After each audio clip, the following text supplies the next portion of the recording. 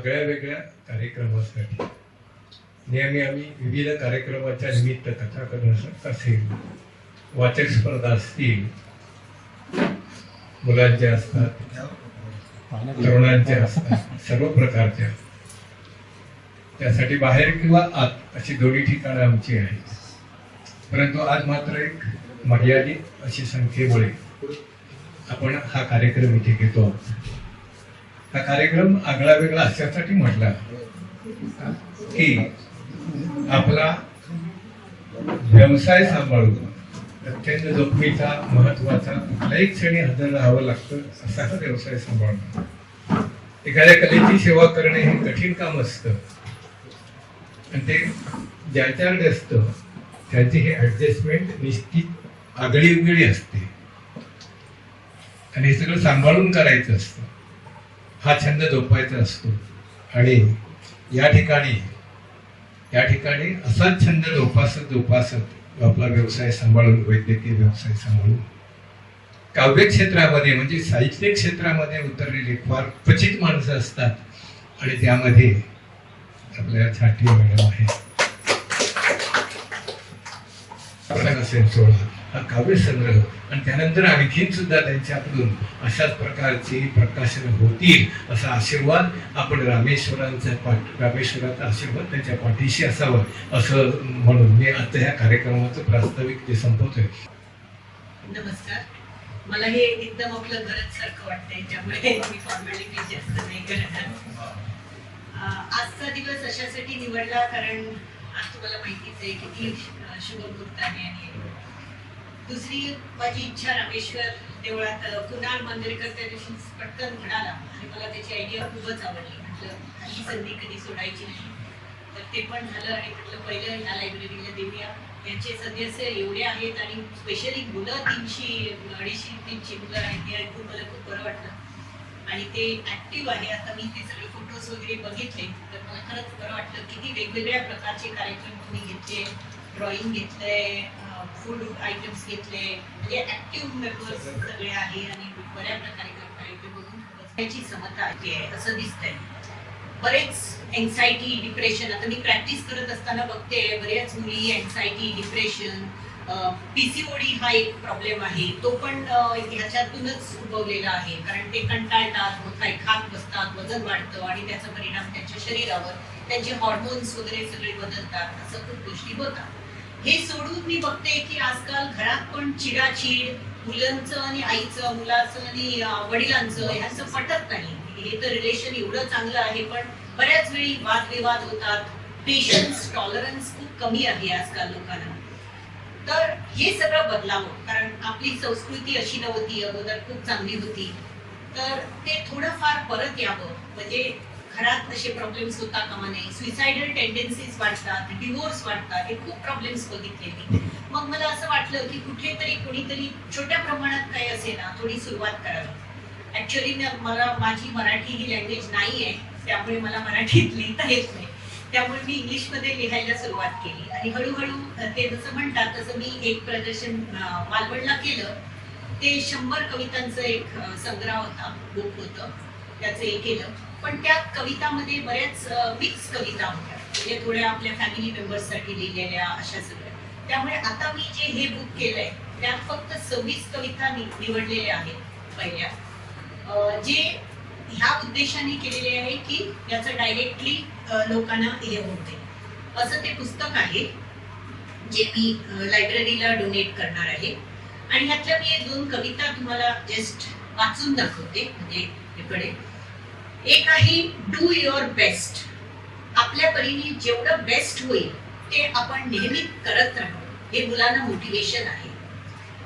Always do your best, not good, not better, do only your best.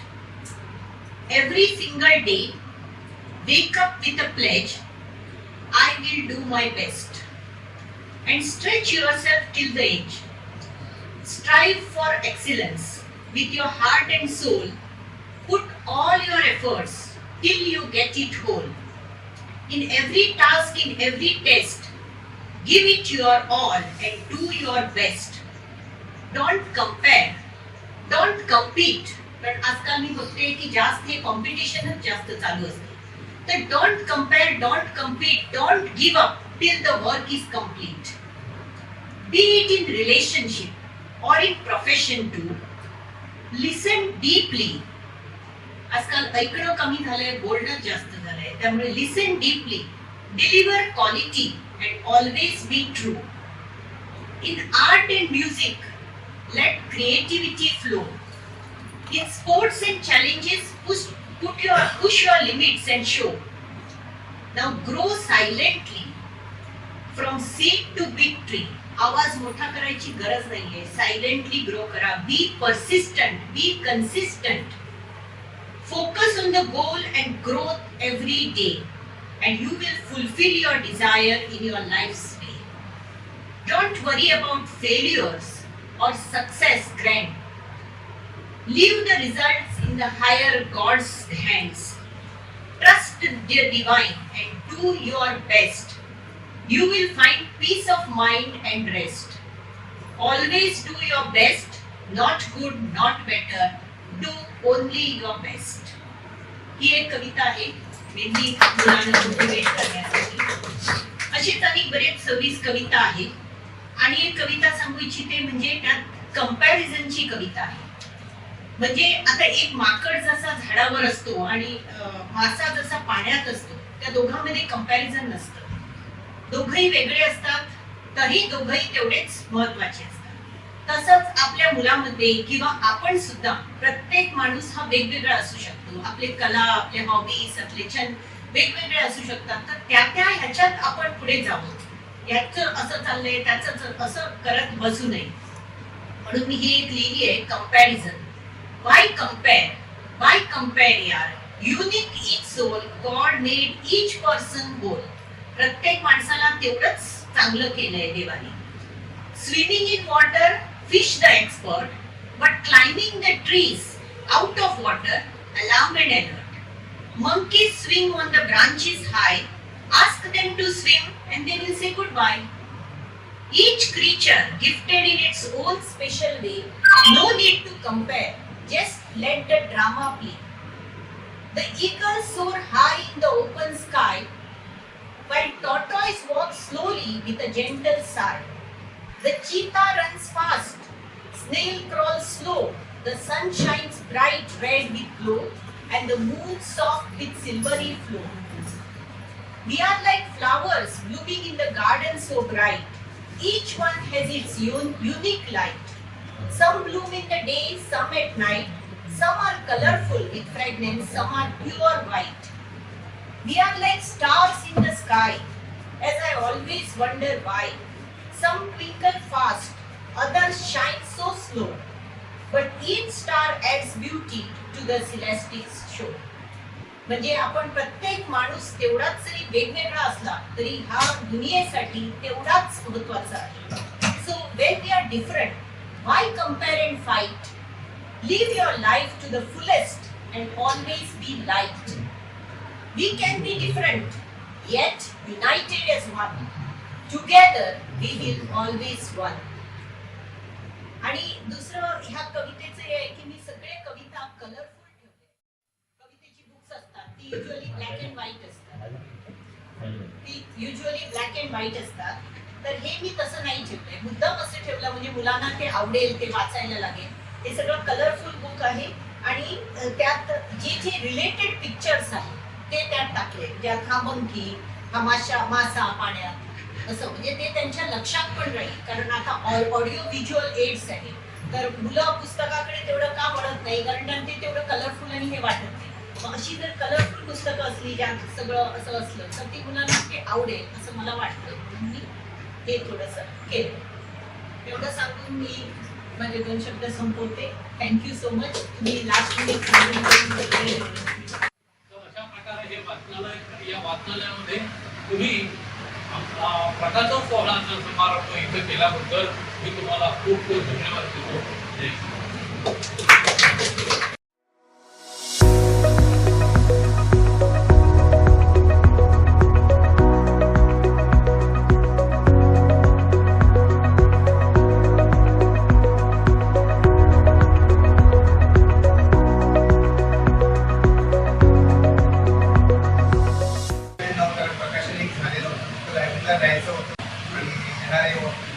पण भरपूर updated आहेत त्यांना भारत ओळखतो, त्यामुळे त्यांचं वाचन आणि ओव्हरऑल सांस्कृतिक लेवल आहे.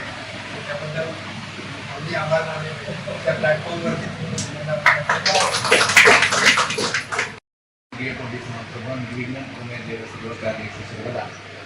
मृत्युंजयाय रुद्राय नीलकंठाय शंभुवे अमृतेशाय सर्वाय महादेवाय नमो नमः. गुरु ब्रह्मा गुरु विष्णू गुरुदेव महेश्वरा गुरु साक्षात परब्रह्म तस्मै श्री गुरवे नमः. आज या ठिकाणी पुस्तकाचं प्रकाशन, तर हे जेव्हा मूळ प्रकाशन 100 पुस्तकांचं झालं, त्याच्या आधी कवितांचा म्हणजे साध्या शब्दात इंग्लिशमधून आहे, पण साध्या इंग्लिशमधून आहे.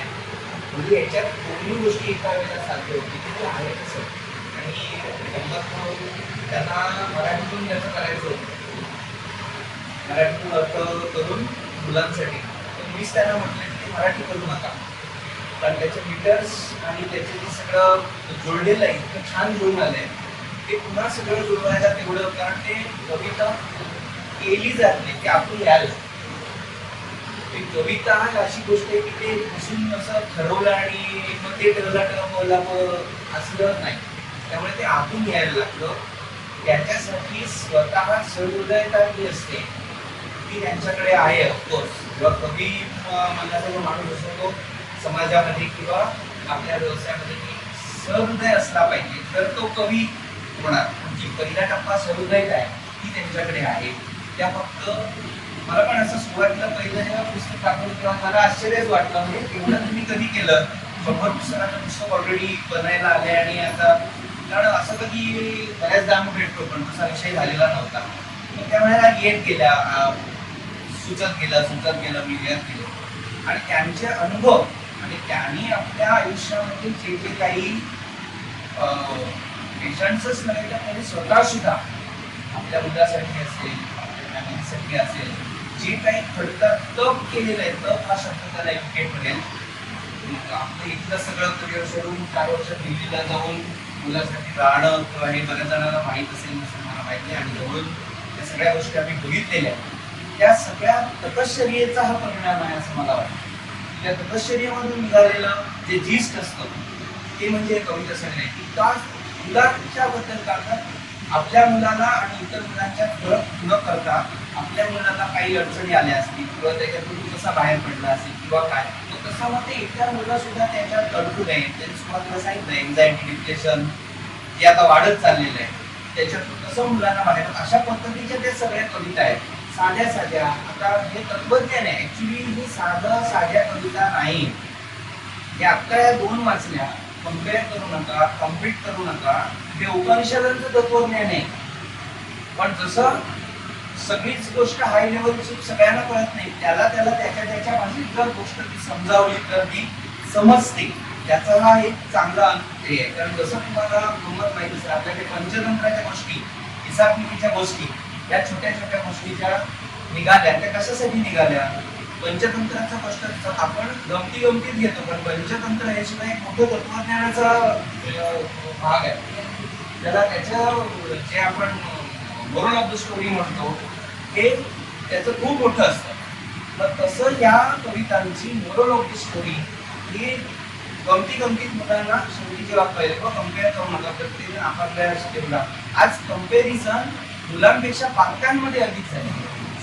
तर त्यांनी एकत्र बसून मुलांनी हे सगळं वाचलं पाहिजे. त्यांना त्याचे चांगले संस्कार घडले पाहिजे. ती एक शुद्ध आणि सात्विक भावना ठेवून त्यांनी प्रयत्न केलेला आहे. अतिशय उत्तम आहे. त्यासाठी आपली जागा निवडली की रामेश्वरात त्यांना बुद्धी दिली गुणाच्या माध्यमातून, हे आपलं सगळ्यांचं भाग्य आहे. त्यामुळे याही पुढे त्यांचं काम हे असंच दीर्घकाळ चालू राहो अशी मी रामेश्वरांकडे प्रार्थना करतो. सावित्रीची भेट शिष्या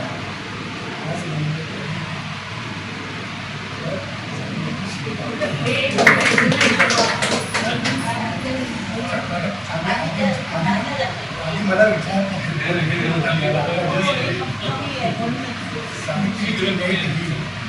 सावित्रीची शिष्या आज आणि